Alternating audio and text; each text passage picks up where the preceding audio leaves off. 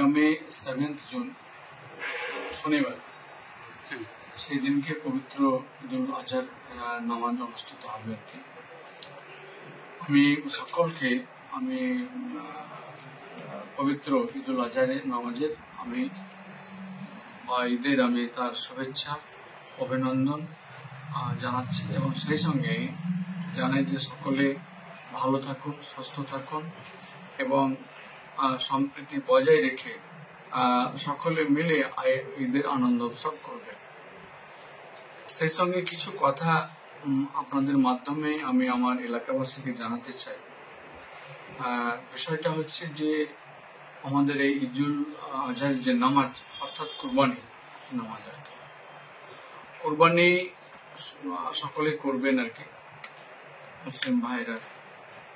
আমি সকলের কাছে আমার বিনম্র আবেদন, এই কুরবানি হচ্ছে তার পবিত্রতা রাখবে, এই পবিত্র কাজে পবিত্রতা বজায় রাখবে না। কুরবানি হবে পর্দার মধ্যে, যেন লোকালয়ে বা রাস্তার উপরে কখনো করবেন না।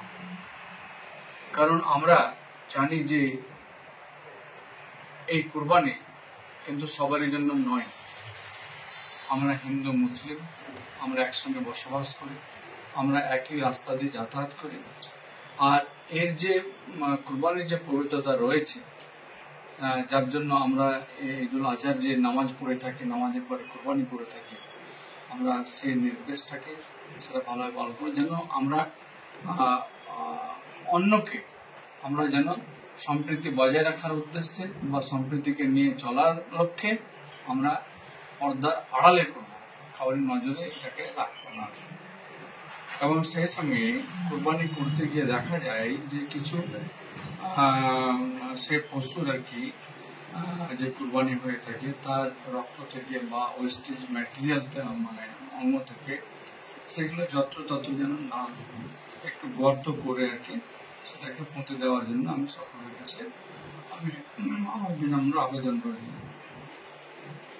সেই সঙ্গে আরো একটা বিষয় আপনাদের মাধ্যমে জানাতে চাইছি, সেটা হচ্ছে যে ঈদের সময় আমার যে যুবক ছেলেরা বা ভাইরা, বিশেষ করে যারা 12 থেকে 25 বছরের মধ্যে রয়েছে, তারাকে দেখি যত্রতত্র আনন্দে আবেগে তারা বাইক চলাচল করে এবং বাইকে একা নয়, হয়তো এক থেকে একাধিক 2জন 3জনও বসে পড়ে এবং শুধু একই বাইক চলছে তা নয়, বাইকটা হয়তো একাধিক বাইকও যাচ্ছে, কে কত জোরে যেতে পারে, কে কত তাড়াতাড়ি পৌঁছতে পারে, এরকমটা আমরা দেখে থাকি। ফলে কি হয় যে নিজেদের মধ্যে একটা দুর্ঘটনায় আমরা ভুগতে দেখছি বা দুর্ঘটনার মধ্যে পড়তে দেখছি। এটা থেকে আমাদেরকে বাঁচতে হবে, কারণ আমরা ঘর থেকে বেরোলে পরিবারের সদস্যরা, গার্জেনরা বা আর যারা আছেন আর কি, তারা কিন্তু আমাদের ফেরার দিকে তাকিয়ে থাকে। কাজে ঈদ যেন আমরা ভালোভাবে করতে পারি, সকলে আনন্দ করতে পারি, তার জন্য আমরা বাইককে প্রয়োজনের নিরিখে আমরা সেই লিমিটেড স্পিডের মধ্যে চালাবো এবং নিজেও সুস্থ থাকবো এবং পরিবার বা প্রতিবেশীকেও আমরা সুস্থ রাখবো। এটাই হবে সকলের ইচ্ছা এবং এটাকে করতে হবে। এটা অভিভাবকদের উদ্দেশ্য আমি আপনাদের মাধ্যমে জানাচ্ছি। কাজে সকলে ভালো থাকুন। সেই সঙ্গে আরেকটা কথা বলি, বাইক নিয়ে আর কি, আমাদের সেফ ড্রাইভ সেভ লাইফ, আমাদের পুলিশ প্রশাসন সদা সর্বদা এই ব্যাপারে তিনাদের যে রাস্তা দেখিয়ে থাকেন। কাজে পুলিশের যে নির্দেশ বা আমাদের রাজ্যের যে সেফ ড্রাইভ সেভ লাইফের উপরে যে নির্দেশ আমার মানুষের প্রতি রয়েছে, সেটাকে কিন্তু ফলো আপ করবো। আমি বলছি সেটা ফলো আপ করবেন আর কি।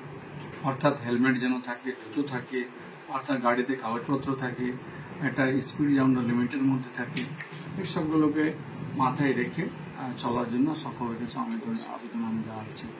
পরিশেষে আরো একবার জানাই যে যেহেতু এখনো 5-6 তারিখ পরে 7 তারিখ আসবে ঈদুল আজহারে, আবারও আমি সকলকে অ্যাডভান্স আমি আমার প্রীতি শুভেচ্ছা অভিনন্দন।